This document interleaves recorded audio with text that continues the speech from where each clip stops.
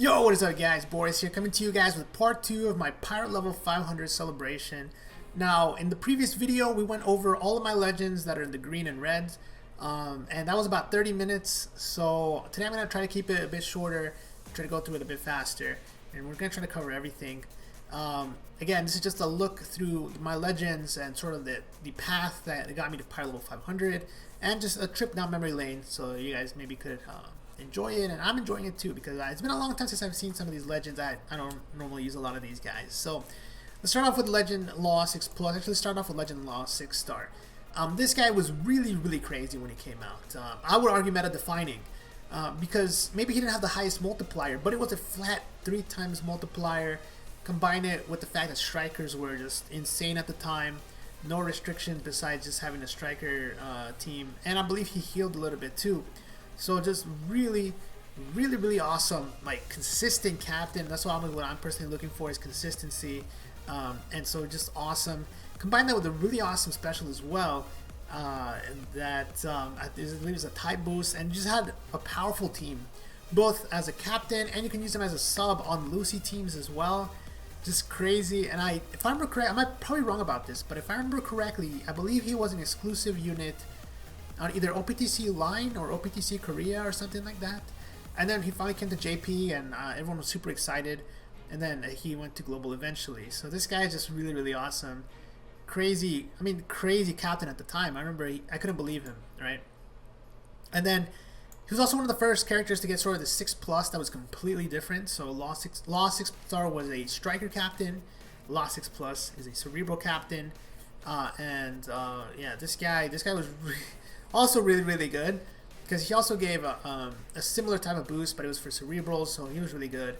2.25, and then on top of that, he was a decent cerebral captain. But the problem is, at the time there was like, I think Legend Robin and Crocodile 6 Plus, so a lot of other cerebral captains were used at the time, so it was a lot of competition. But just like his 6 star, you could use him as a sub for perfectly fine, and he would actually boost your teams by a lot. So Legend Law, it was one of those few legends where you wanted to pull 2. If you pulled a dupe, you were happy you got it, because it's actually like a whole new legend, and a powerful one as well. So just glad I managed to pull 2 pretty early on, and yeah, really meta defining in a sense, but it's especially as a sub, I would say he's meta defining. Boa. Not much to say about Boa. Boa sort of goes down as one of the worst legends of all time.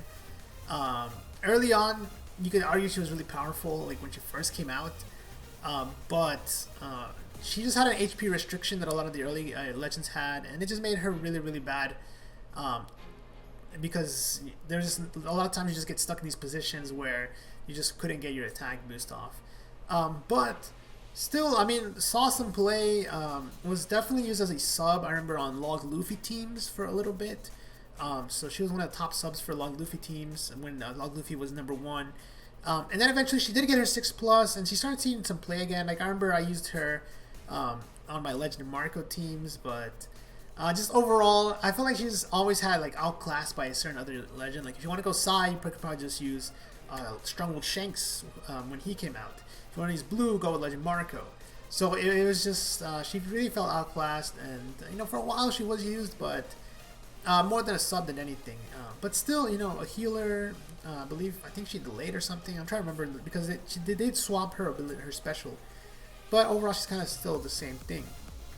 Not much to say about her. Kind of, again, one of the least liked legends of all time. This one, though. Oops. This one. NL. NL is another one of those, in the previous video we talked about game-breaking legends. This guy completely breaks the game with his special. Similar to Dofi V2, he has the ability to do up to 5 million at 6 plus. I believe at 6 star it was 2 million damage, depending on how much you overheal. This is like Corazon done right. They went to go with a healing legend, and this time they actually made him powerful. They made him feel like a legend, whereas Corazon, you made him feel like a sub unit, like a rare recruit level. That was kind of how his level felt. Although, not gonna lie, Corazon did do so. If he needed to heal, he did a pretty good job. But NL is just insane. It gives him a crazy multiplier if you can heal enough. Gives him just an insane special that can one-shot entire rooms. And just overall, really powerful captain, really powerful on zombie teams. You could do it either way. Really impressed with this guy, and his 6+ made him insanely better. It made him crazy good. So really glad that his 6+ ended up working, and I believe he's one of the first. Well, maybe not one. There's only been a few, but I believe you need to farm his skulls from those special islands if you want a 6-star plus in, which I'm not a big fan of, but I think you need to farm his skulls. Next up, guys, is Bartow. Now, Bartow, this guy's really interesting because he is. I remember when he came out, he had a really interesting mechanic. Again, I keep saying game breaking, but it was pretty game breaking because you got to survive a hit, no matter what. Now, again, he came out, was a striker captain. I don't think strikers were that good at the time. I'm trying to remember, but I do remember trying to use him for a long time, and I just couldn't get him to work. I would use him a lot on like Lucy teams or other teams that where you can use him as a sub. He's a great sub, but for the most part, I'm trying to remember if I ever used him. I don't remember. Maybe there might have been a few times where he was a good captain. His 6+ though, his 6+, I actually do not remember what a 6+ does. Funny enough, I think it changed it to like a driven booster or something like that. I think it boosts both types now with his captain effect. It's been a long time since I've even used Bartow, so unfortunately, not that good. But I mean, I do remember him being used for a while. I think he was like a 2.75 striker captain, which at the time was decent. It wasn't amazing. It was okay.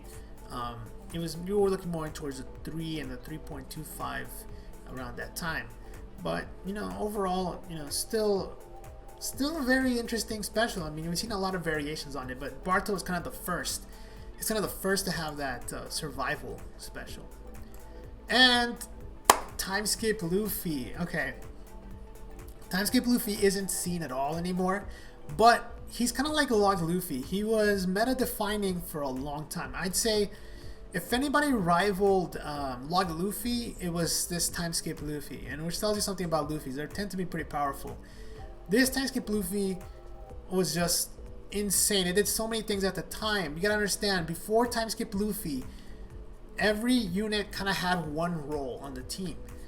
So you had your orb booster, your type booster, you had this, you had that, you had your orb manipulator, you're this, you're that. And Timescape Luffy came out and said, look, I can do like everything by myself.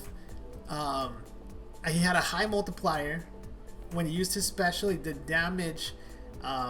He had orb manipulation. Yeah, he was just crazy. He was really insane. And then, he was just powerful. I think he even had damage reduction, so you could just tank like crazy. I remember using a free spirit, and you just had a really powerful team. I do remember there was like normally I think I would run like Ivankov and like Sabo and some other units. I forget who the orb booster for free spirit was. Maybe he's the orb. I don't even remember what his special is anymore. But he was, I remember, Timescape Luffy, he was meta-defining. Like, you saw him everywhere. He was the best legend by far.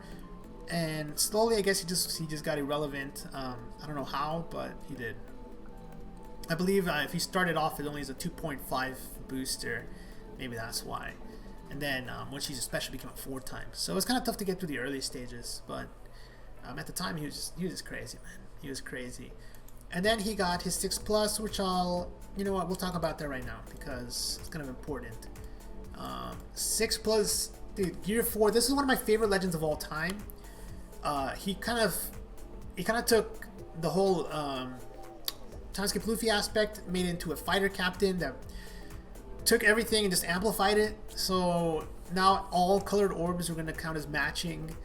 When you use a special, like he becomes a ×4 captain. Like he did like a crazy amount of. I remember using him just for the damage. A lot of times I would put him as a sub 200 times. It says right there, he would do 200 times his damage, which at the time was unheard of. It was unheard of, really. So you could just put him as a sub on any team where you could run him, and the 300 that multiplier just did so much damage. You could one-shot bosses. You bring him on treasure mode and just one-shot treasure mode units, one-shot the bosses on treasure map. Just overall, crazy. I think, 56% damage reduction, so you just wouldn't take any damage at all. This guy was insane. I would put him, there was a very short time where I used him for everything. like I couldn't even lose. I could try to lose, but I would just pop his special and then I would win. He was that good. Next up is Shanks.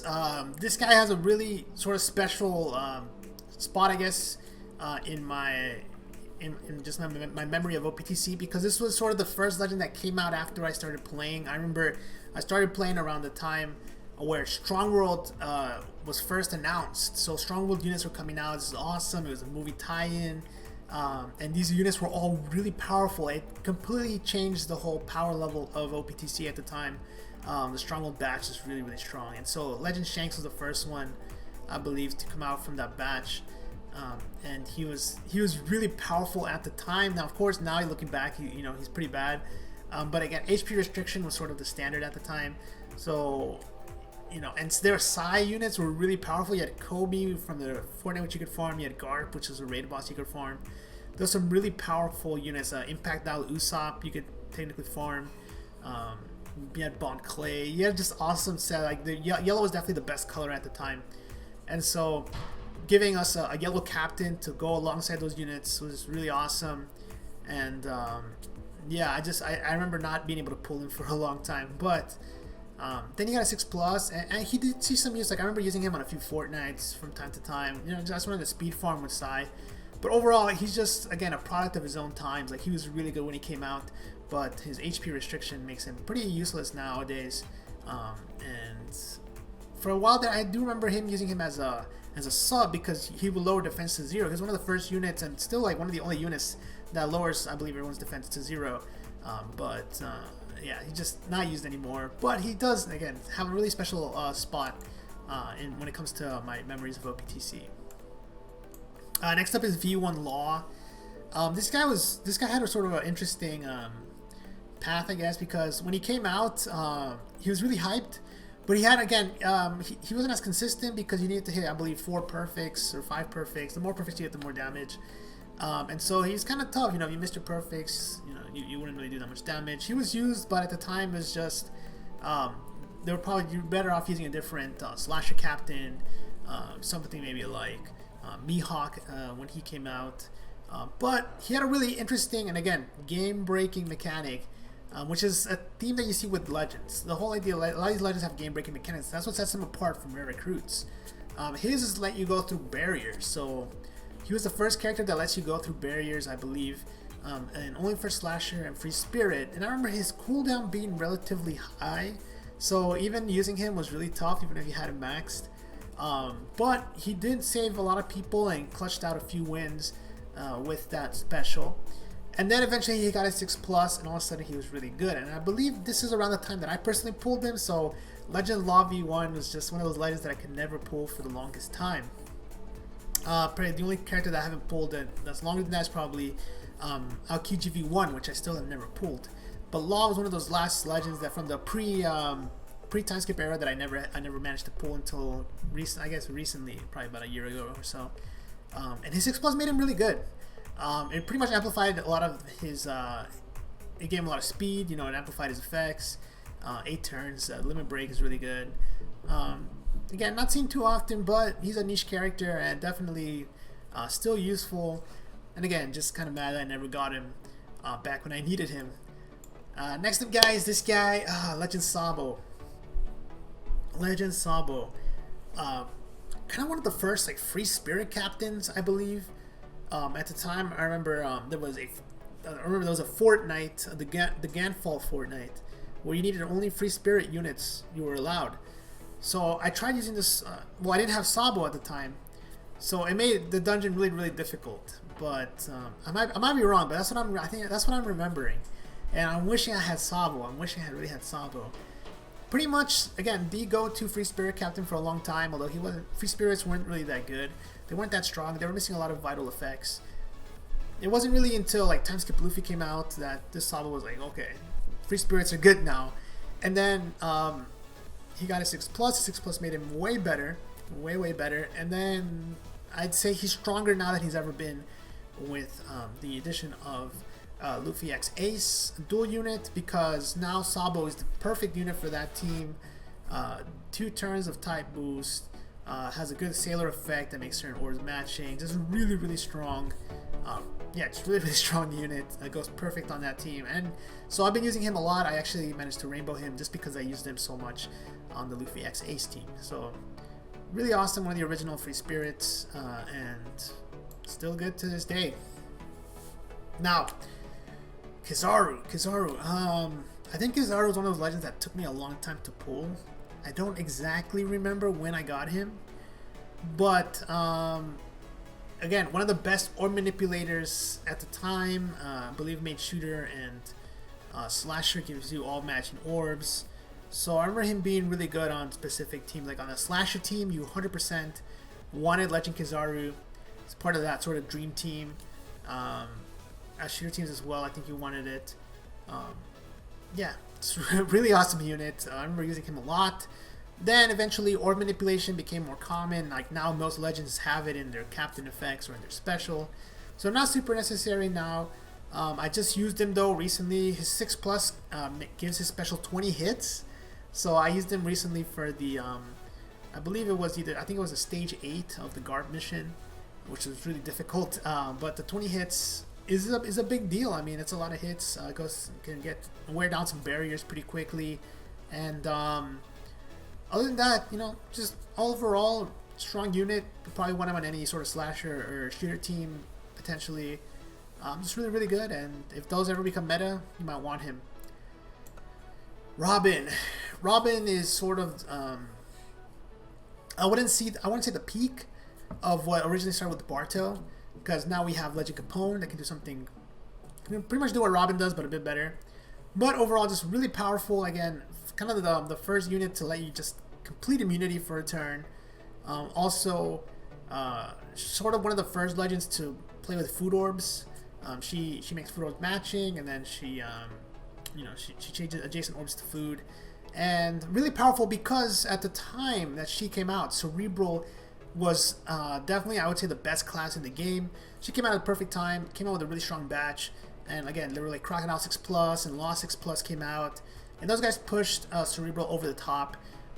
Although eventually, you know, they sort of died down. But still a captain that's used to this day. Really glad I got her. I think it took me a while to get her, but really, really powerful.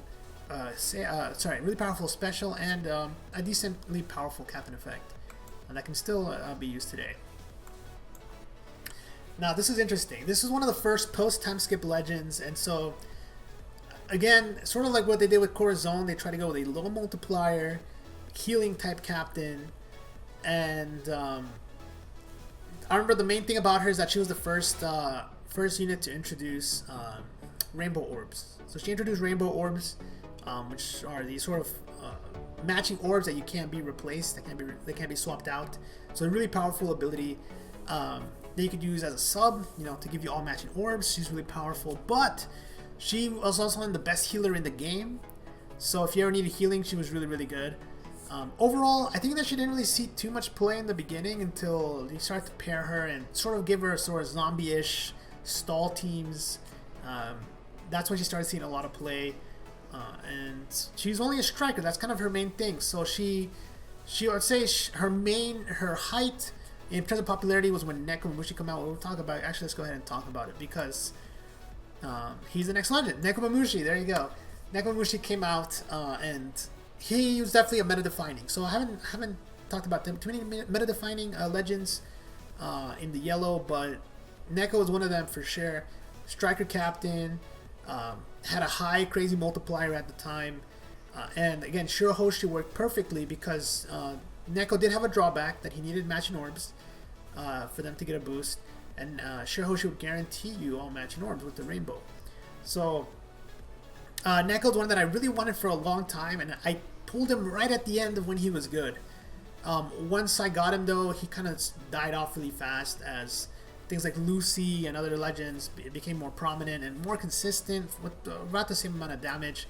Again, Neko was a striker captain, but Lucy was also a striker, so you can actually use a lot of the Neko subs on a Lucy team, and you wouldn't have to sacrifice that consistency. So really, really unfortunate for that. But he was he was super meta defining for a few months, I remember. And then let's go to...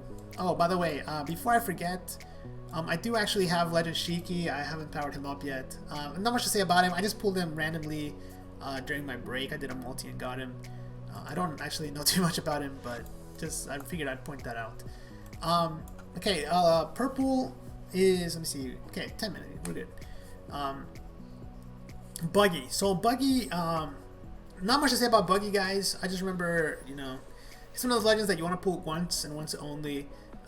His fact to dupe, you know, self-explanatory, pretty good. I mean, his it's game breaking, and that it lets you get 2 items, you know, potentially of one. And if you run double Buggy, then you can potentially get 3.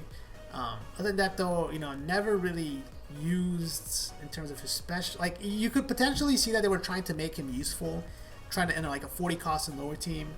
But it never worked out. You're never going to use it. You're just going to use him for his captain effect, and that's pretty much it.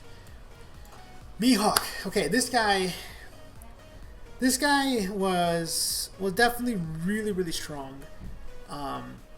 Really strong. I wouldn't say meta defining, but he was close. He got really close when his 6-star came out. I would say, especially when you paired him with Kazari, and so you had a lot of different ways. You had Raid Boss Flamingo.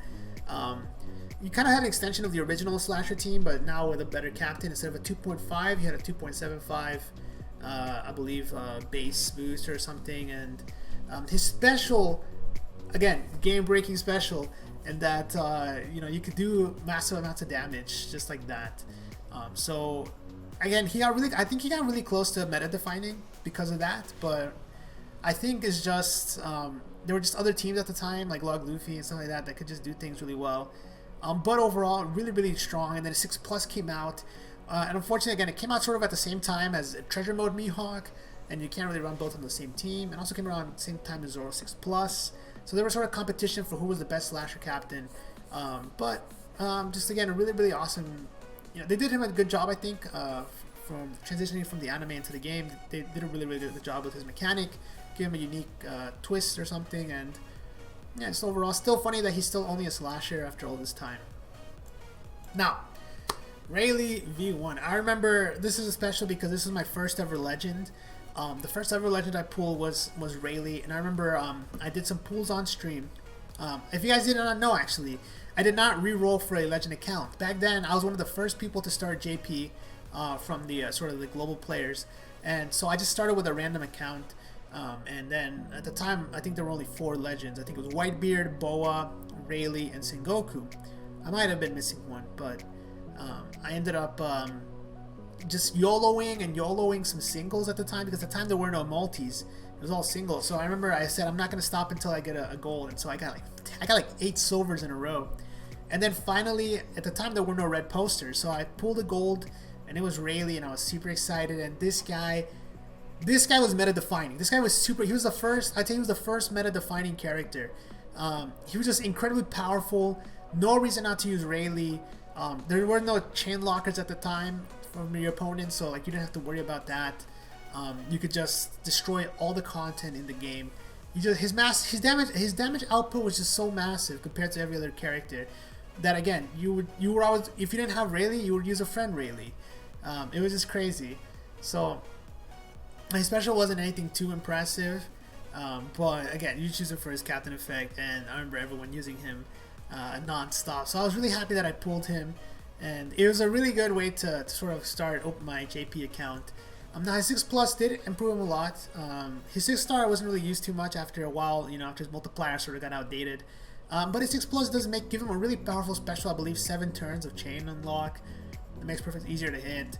So overall, just a nice upgrade. You'll probably never use him as a captain ever again, but I mean, I did just use his special recently. Also, he's fighter slasher, so I guess I could use him on a Carrot team potentially. Okay, next up is Jinbei. Jinbei 6+. This guy, the one thing I do remember about Jinbei originally, because I think it took me a long time to pull him. Yeah, long time. Like I just pulled him like I think a few months ago, a few months before I stopped playing. But this Jinbei, guys, if I remember anything about him, is that there was this one Japanese YouTuber who was known as the Jinbei guy amongst our groups. He would always he would always just Jinbei for everything. And so it took like this legend that we thought was really bad, like bottom tier legend, and showed us that you could actually clear all the content with him. So it made me really impressed, and it made me want to pull him. I just never did. He had a drawback, I think, of making perfects harder to hit. So you want to pair him with like 3D2Y Luffy to counteract that. But just overall, he got a 6+, and a 6+ actually improved him a lot. Gave him a lot of utility in his special. Definitely a legend that I can still see myself using nowadays, as long as he fits in the correct team. Fighter and powerhouse, just really, really strong. And if fighters become meta again, I mean, I know there's a V2 Jinbei now, but I don't actually, I haven't pulled him yet, so I don't know. But hey, man, this guy could be really good in the future. Okay, Sengoku. Now, Sengoku has a lot of things to talk about. Where should I start? So the thing about Sengoku is that I talked about Rob Lucci in the previous video. He needed 9 skill ups, I believe. So at the time, he was a completely useless legend. Nobody used him. He was literally bottom tier, like worst tier, like he is now. But I remember just I wanted to get him to work. I was like, dude, this guy can work with Fortnite units, and I can get this and that, and So I farmed up a crap ton of his skill book. I remember farming days upon, like a whole week straight of farming, just to get enough books to max him during skill up. And so I was like one of the only people I knew who had a max Sengoku, right? Because no one had a reason to max him. And then Sengoku became the first character ever, I believe, to get buffed, and still one of the only characters, one of the only legends ever to get buffed. In that, all of a sudden now he boosted himself with his ability, and that increased his damage output by an insane amount. Keep in mind that he had a universal type boost, which at the time was really rare. He had a universal type boost, I believe, well, universal in the sense that it would boost his whole team. It wouldn't boost everybody, but if you reason Sengoku as a captain, it would pretty much boost his whole team. And so pretty much just meant you need an orb booster and you were good to go. And at the time, there were a lot of good Fortnite units. Fortnite units were still really good. It's not like today where the Fortnite units and the rare recruits are just completely different level. At the time, they were pretty close. There were no limit breaks.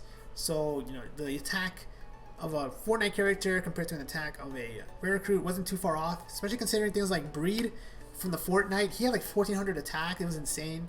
And he worked perfectly on a Sengoku team. So all of a sudden, Sengoku becomes like the best legend overnight. And I'm one of the only people on the JP server with like a max skilled Sengoku. So that was, I remember everyone trying to add me when that happened, and that's what I remember about Sengoku. Also, my Sengoku versus the World series, where I tried to clear all the content with Sengoku. So that was another awesome thing, and of course his 2 recovery candy that I still can't get rid of. Again, he was one of my first legends, so yeah, that's why at the time I didn't really know too much about cotton candy. I was just going into it blind, and but yeah.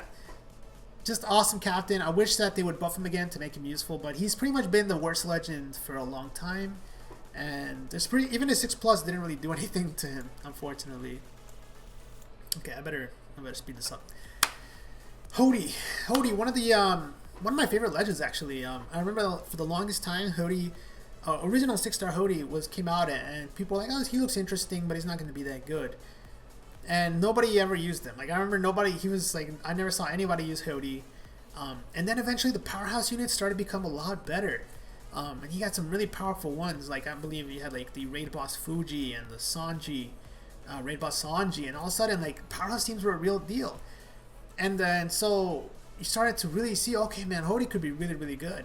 And then his 6+ came out, and it made him a top tier legend. I mean, yeah, it was top tier for Fortnite's Coliseums. And raid bosses, like, he could do crazy work. Unfortunately, Hody sort of suffers in longer dungeons where your HP gets reduced constantly, but he was just really, really good. He could do massive damage really quickly, and most top players at that point switched over to speed farming. So they were just trying to farm things as fast as possible, and Hody was the way to do it. So Hody could still be seeing myself using him, but he's kind of like Legend Carrot is now taking over the throne of speed farming from Hody. Yeah, Legend Carry is just too OP, but Hody's still powerhouse. So if you need powerhouse speed farm, he's definitely the way to go, I think. Okay, so a few more legends here, guys. Sanji, I don't really know too much about Sanji because I pulled him really late, and so I have never actually used him.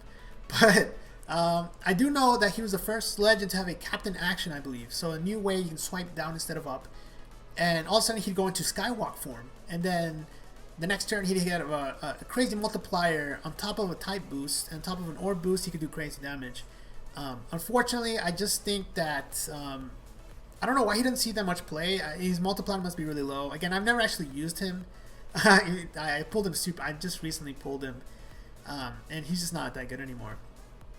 But it is interesting, you know, like I don't know if he has a 6+. He might have a 6+. Maybe he had a 6+ during the break, but you know, I think he does do a ton of fixed damage, and the captain action does make him a really interesting character. And seeing how they've gone with captain actions, like I think Capone has a captain action, and a few other characters have it too.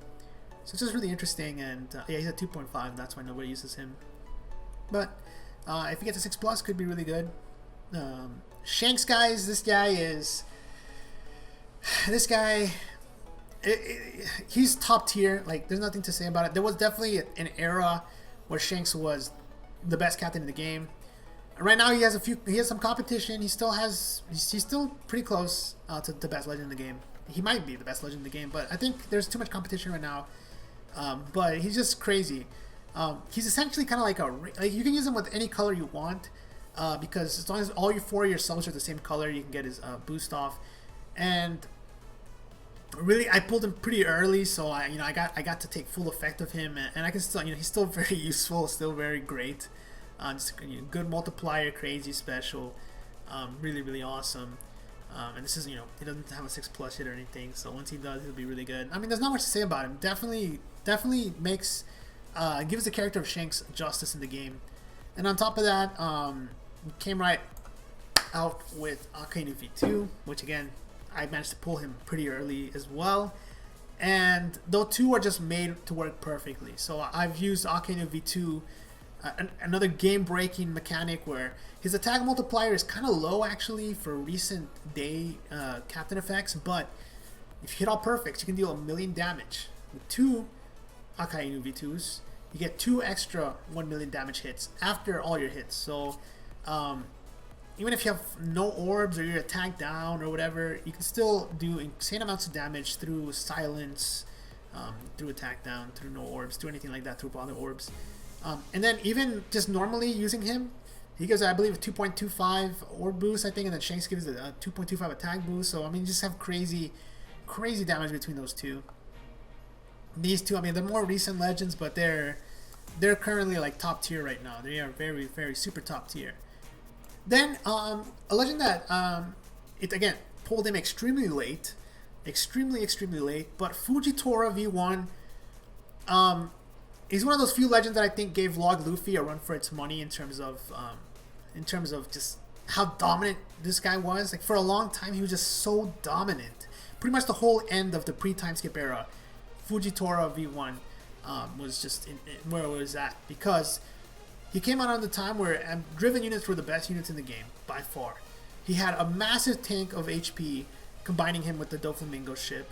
You had a chain booster from the ship. You had just crazy multipliers, and at the time there were not that many barriers, so 20% HP cut every turn, and then it doesn't matter what you're facing. You can have enough HP to tank, and you can whittle down your opponent very quickly. So not only that, I forgot to mention, just massive damage output, because he had a crazy multiplier if he had all matching orbs, and it was really easy to get all matching orbs on this team. So he was extremely meta defining, one of the top, probably had one of the biggest reigns, just one of the biggest periods where he was just so much superior compared to the other legends. The only problem again is just when his barriers were introduced, he kind of became useless. There's nothing you can really do against barriers with that team.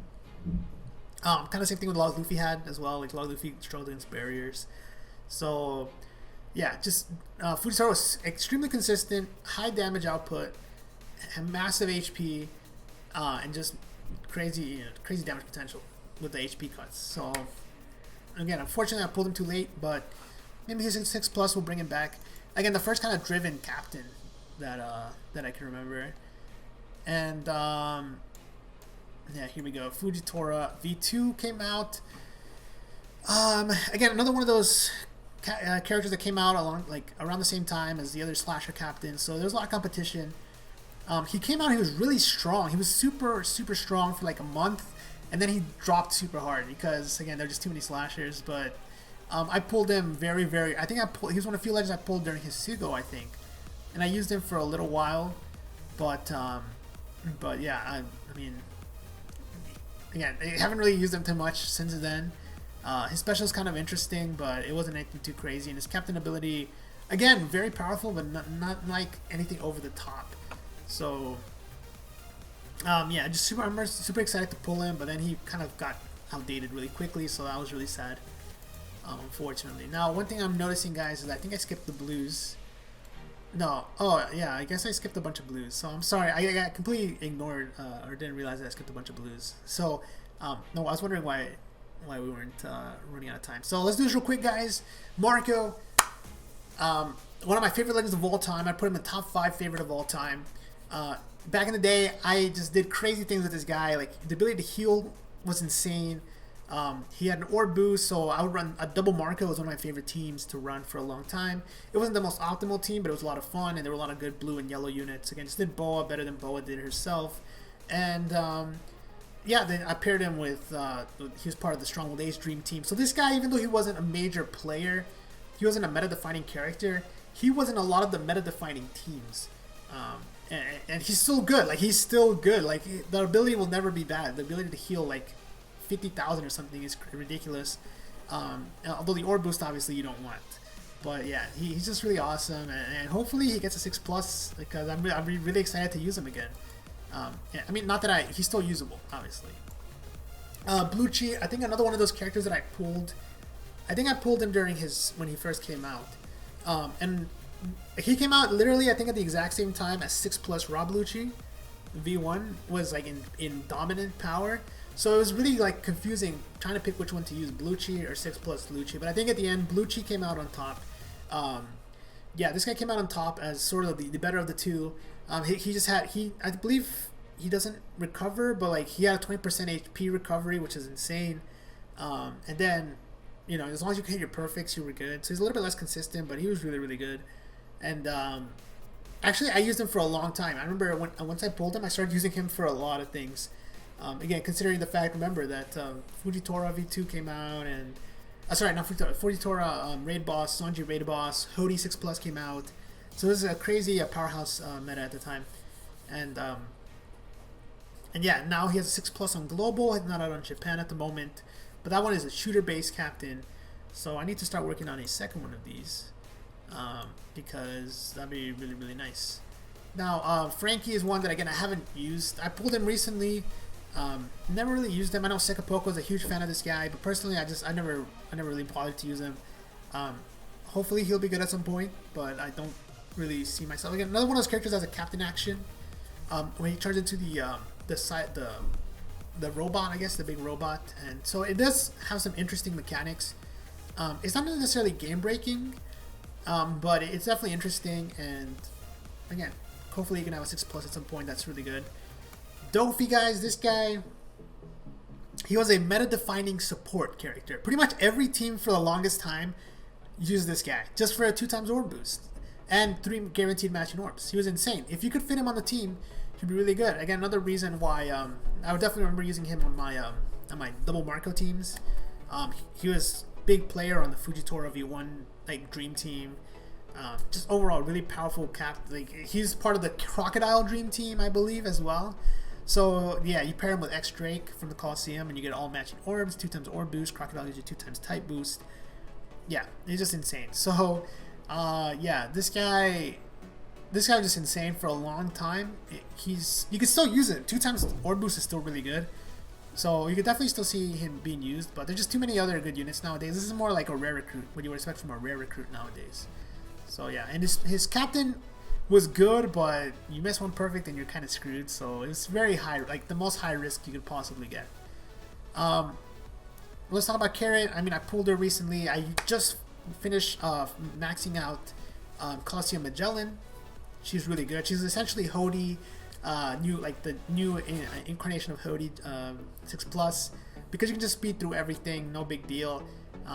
And even though she does have a kind of a tough restriction in that you need 2 of the specific 5 types, there's a lot of units in the game, and so that really isn't that much trouble finding units.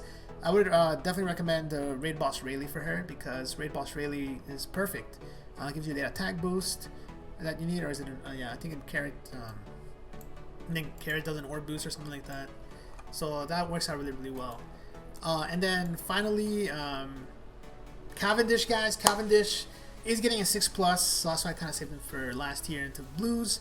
He's getting 6+ soon, increasing his special by a little bit. Nothing too crazy. Overall, Cavendish is a legend that I used for a long time. He was probably one of my most used legends for like a year. I used him for almost everything. I mean, I remember using him with a Blackbeard friend captain. I would use that all the time, and it was just one of the most powerful combos in the game. And then Lucy came out, so I kind of stopped using Cavendish because of Lucy.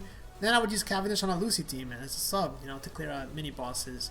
So I can definitely see myself maybe using him when the 6+ comes out. Yeah, just one of those legends that it was one of my favorite legends of all time. I'd probably put him in my top 10 favorite legends of all time. Just because I used them a lot. But Lucy just came out and kind of did everything he did way better, except for his special, of course. And finally, guys, let's talk about the 2 dual units.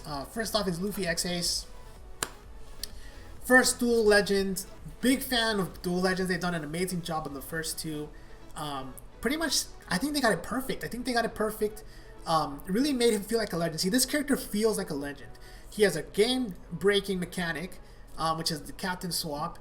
So you can swap between the red and blue captain. So depending on who you're fighting, you get a guaranteed matching orb through everything. It gets rid of the orb lock. It gets rid of silence.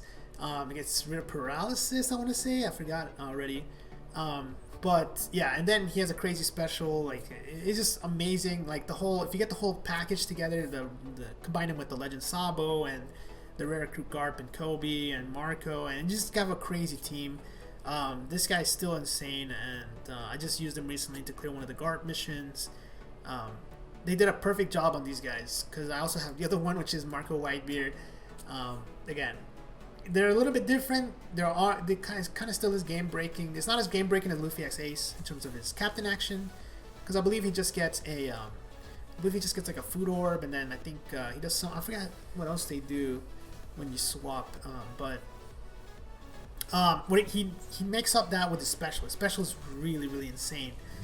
Combines Whitebeard's like 30% HP cut with Marco's healing, and then gives you crazy multiplier, makes them orb matching. So he's probably what most people consider one of the top 3 legends in the game.